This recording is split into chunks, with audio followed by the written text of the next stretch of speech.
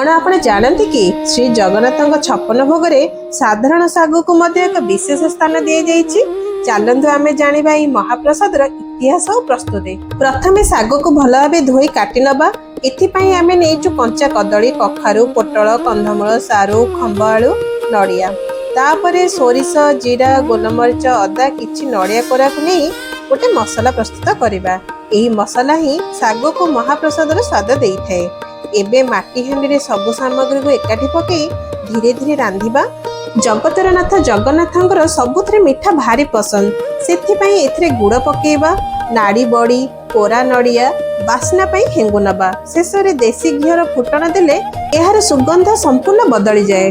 षष्ठ शताब्दी राजा जजाति केशरी एवं परवर्ती समय गंगवंश और गजपति राजा शासन काल श्रीमंदिर रोषघर व्यवस्था बहुत व्यापक होता, जो स्थानीय पनीपरिया और साग को प्रभु सेवा सामिल करागला। जगन्नाथ होचंती भावर ठाकुर। किंवदंती अनुसार से 56 भोग सहित भक्तों सरल साग भात को सम्मान भक्ति ग्रहण करती।